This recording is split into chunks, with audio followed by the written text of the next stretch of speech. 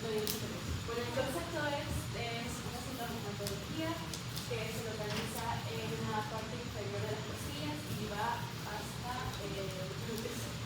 Y bueno, esto se puede empeorar por el ejercicio o también por ciertas posturas. Y frecuentemente se acompaña de la división.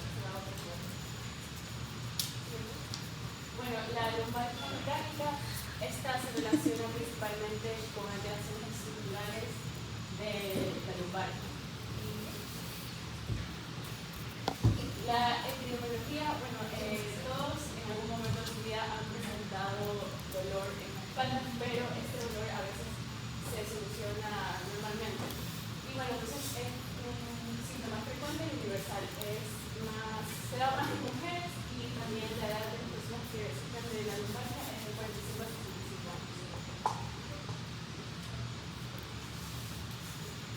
Ok, para la lumbalgia hay diferentes causas. Ahora, esta aquí es cómo se la va a poder determinar. Primero, tenemos distintas porcentajes. Ahora, el 90% de las lumbalgias diagnosticadas tienen causas vertebrales, es decir, son netamente afecciones de la columna vertebral.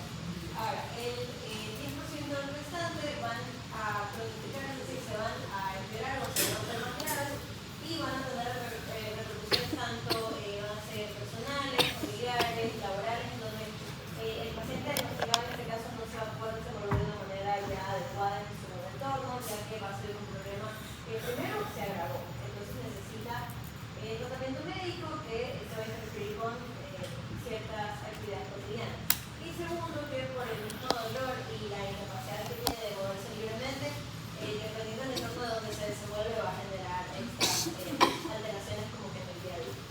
Ahora, el 80% del 100% de los casos diagnosticados van a ser específicos, es decir, se va a encontrar a lo mejor una cosa general, pero no se llega a conocer en un 100% por qué está afectando o por qué da ese nivel de dolor.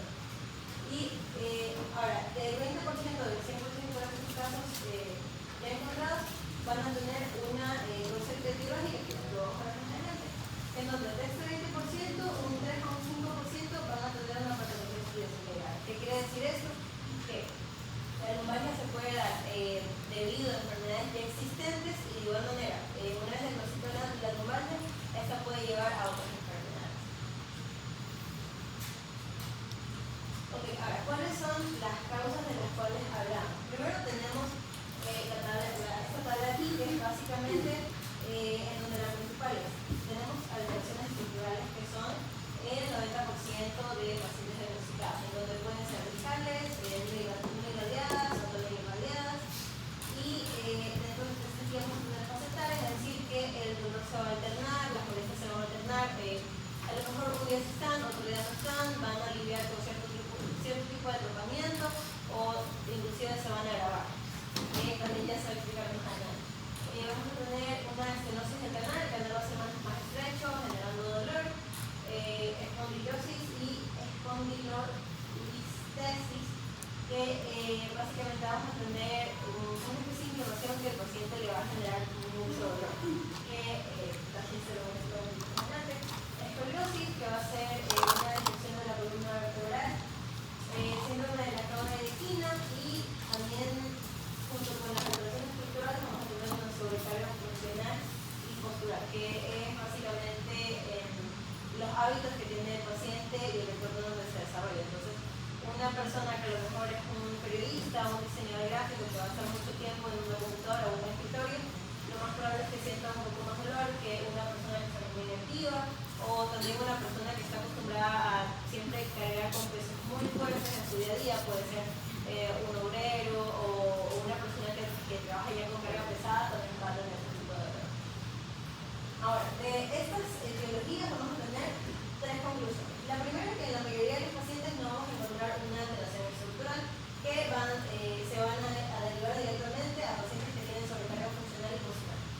El segundo, la mayoría son autolimitadas en el tiempo y de curso benigno. Eso quiere decir que van a tener un límite de tiempo, no van a tener mayores repercusiones y lo más probable es que como que se autosolucione, es decir, que no va a llevar a no va a ser causa de de una patología que va a llegar más adelante. Y tercero, que las exploraciones diagnósticas producen un escaso beneficio. ¿Por qué? Porque eso es que básicamente del examen físico que le ponemos al paciente solamente podemos determinar dos cosas: el lugar y el nivel de dolor que siente, más no podemos llegar tanto a un diagnóstico como que mucho más específico. A lo mejor podemos definir la causa, pero eso aquí no siempre va a ser específico. Entonces, eso aquí es las derivaciones que tenemos en primero donde lo encontramos, central, vertical, y el dolor que vamos a tener, si va a ser irradiado o sin irradiación. Siguiendo con las manifestaciones clínicas, en función de los síntomas vamos a tener tres grupos, o sea, que se van a tener precisamente los pacientes. El primero, que es síntomas lumbares específicos, dolores irradiados o síntomas de alerta. Entonces, si no hay señales de alerta, vamos a asumir que se trata de una lumbalgia específica. Acá podemos ver algunos, no son todos, de las señales de alerta para enfermedades sistémicas. Puede ser que el dolor no sea provocado por alguna postura, por algún movimiento, por algún esfuerzo. O sea, es decir, que si realizamos una actividad web. Dolor que aparece por primera vez en pacientes menores de 20 años o mayores de 55 años. Dolor exclusivamente dorsal, de tipo neurológico y crónico. Y ahora vamos a ver como los tipos de dolores que hay. El primero es el dolor mecánico, que es el más frecuente, en el 90% de los casos se presenta. Va a ser el dolor de carga y movimiento que se exacerba con esfuerzos y determinadas posturas y disminuye con la descarga y con carga de peso. Y es originado por trastornos estructurales de raíz lumbar, que es como la columna vertebral, y se clasifica como dolor mecánico de disfunción. Estos pacientes van a referir dolor en la lumbar inferior, en la columna, en los nalgas y muslos. Siguiente. Ya, el dolor irradiado. Estos van a ser dolores más localizados en los inferiores, va a ser un comienzo agudo y suele ir precedido de las lumbalgias. Va a aumentar con el movimiento de raquis y con las maniobras que aumentan la presión en la columna vertebral. Se presentan trastornos sensitivos como parestesias, disestesias y los trastornos sensitivos y motores van a variar según la raíz que vaya a afectar. Aquí podemos ver los nervios que pueden afectar a medida de que va disminuyendo, va también disminuyendo el dolor. Entonces, primero el dolor lumbar irradiado a cara anterior del músculo hasta rodilla, luego se irradia a cara lateral de la pierna y bueno, llega hasta afectar la rinosacra y la rinopes.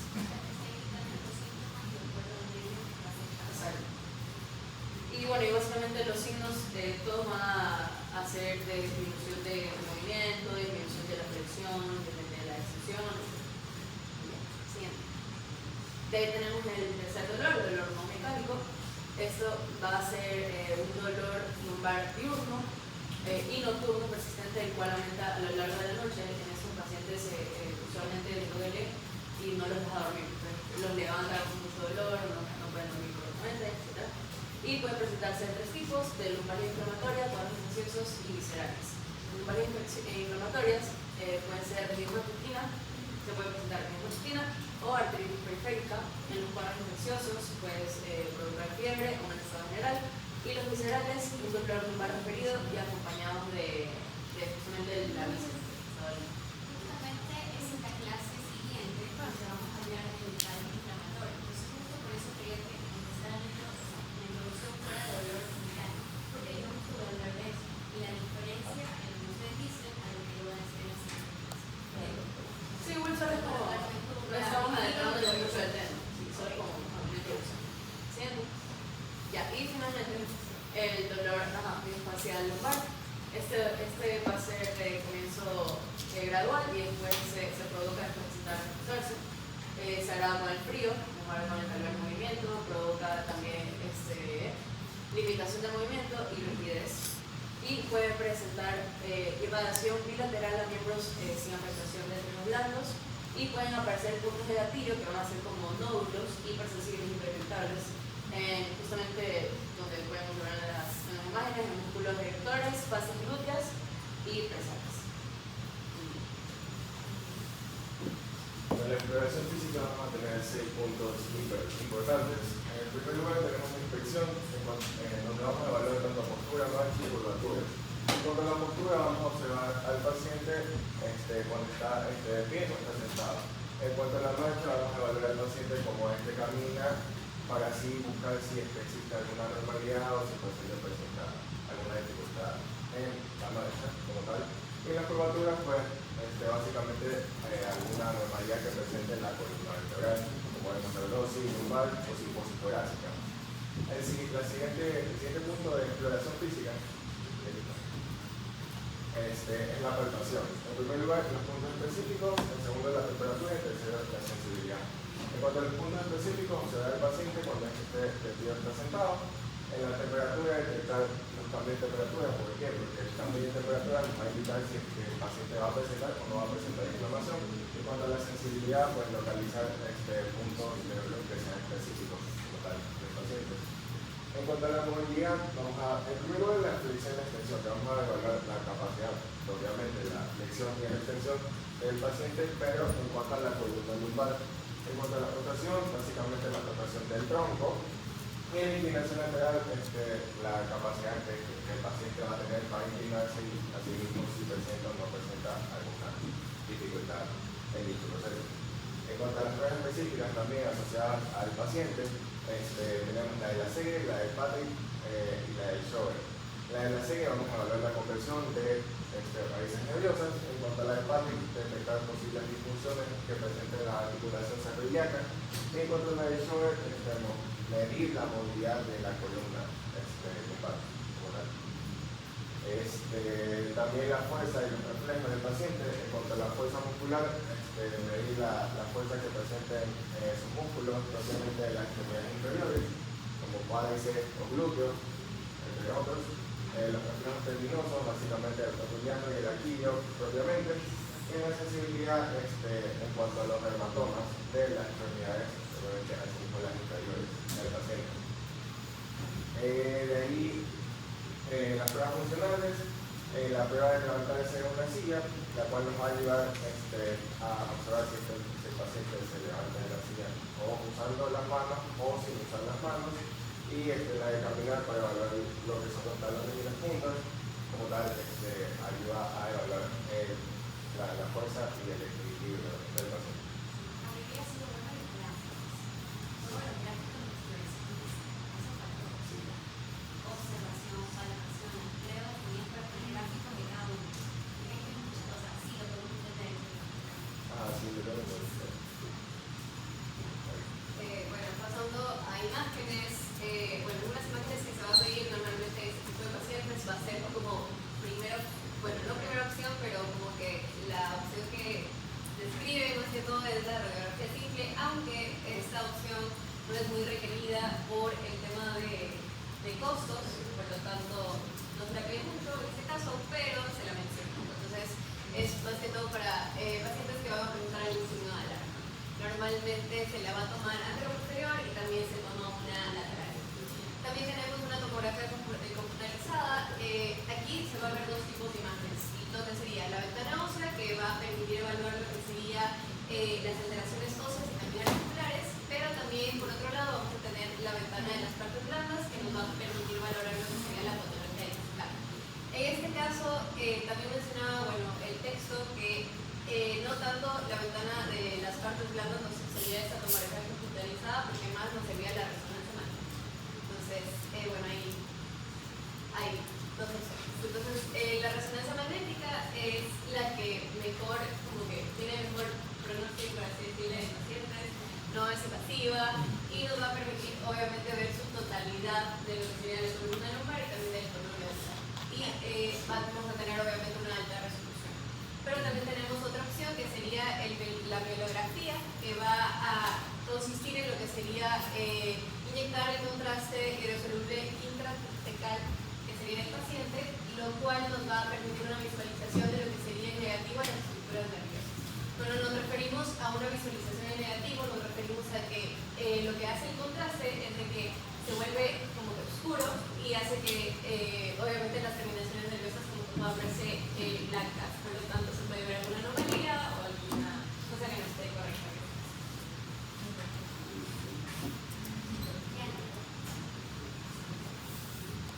Buenas tardes. Si quiero poner eso en los datos de laboratorio.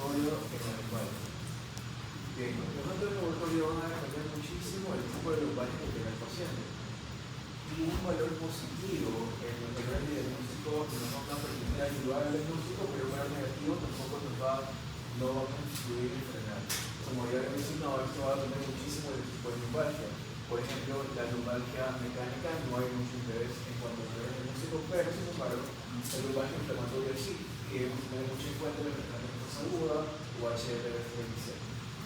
En cuanto a la lumbalgia infecciosa, ver leucocitosis, enfermedad aguda, cultivos y serología. En cuanto a la lumbalgia tumoral, hemograma, reactantes aguda, bioquímica y marcadores tumorales.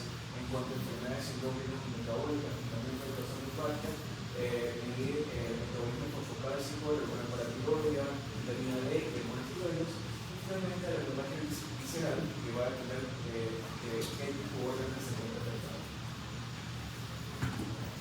Bien, estos son los diagnósticos diferenciales de lumbalgia mecánica. Lo podemos agrupar en estos grupos, por ejemplo, sin mecánico, sin clásico, sin inflamatorio, sin infeccioso, sin metabólico y otros. Ojo ese gráfico. Ese gráfico de causas es muy bien diferenciado de la y se va a describir. El tipo de lumbalgia más común es la mecánica. La lumbalgia mecánica se asocia más que todo con cambios degenerativos de la columna lumbar. Y la causa mecánica más común es la espondilosis lumbar. Ahora, en cuanto al tratamiento, solamente se especificaba para una pequeña porción de los pacientes que tengan lumbalgia. En dos casos, en aquellos pacientes que tengan evidencia clínica significativa de conversión neural y en aquellos que tengan una enfermedad sistémica como cáncer o sepsis. Ahora, usualmente no se encuentra una causa específica de dolor, pero si que se la hay, tampoco suele haber un tratamiento específico para dicha causa. Por tanto, solamente tratamientos basados en tres pilares: analgesia, educación y terapia física. Ahora, este es un algoritmo para el tratamiento de pacientes con lumbalgia. Un paciente con lumbalgia, lo primero que debemos hacer es realizar un buen examen físico y una buena historia clínica, lo que nos va a permitir clasificarlo en tres: pacientes que tengan síndrome de Alagro, que podría indicar una enfermedad sistémica; pacientes que tengan síntomas neurológicos; y aquellos que tengan síntomas muy específicos o lumbalgia mecánica. Para aquellos que tengan signos de alarma, lo primero que vamos a hacer son exámenes de imagen, por ejemplo, radiografías o resonancia magnética, que nos permite diferenciar si tiene o no una enfermedad sistémica. Si es que la tiene, tratamiento específico para esa enfermedad, pero si es que no la tiene, tratamiento conservativo. Como ya lo había mencionado, analgesia, educación y terapia física. Para aquellos pacientes que tengan solamente signos y síntomas neurológicos, los podemos a su vez subclasificar en tres: aquellos que tengan un déficit neurológico progresivo o síndrome de neuroleptina, aquellos que tengan radiculopatía o aquellos que tengan una estenosis axilar. Y al final, en el peor de los casos, todos podrían terminar necesitando una terapia quirúrgica, o si no, una terapia conservativa. Ahora, para aquellos pacientes que tengan lumbalgia mecánica, el tratamiento ideal sería el conservativo: analgesia, terapia física y bueno, pero si es que eso no funciona, deberíamos verificar la radiografía o podemos medir la tasa de sedimentación intestinal para ver si hay una enfermedad sistémica. Si es que los síntomas son manejables, podemos seguir con la terapia conservativa. Pero si los síntomas empeoran, podemos derivar al paciente a una rehabilitación interdisciplinaria o terapia de comportamiento por ya una lumbalgia crónica.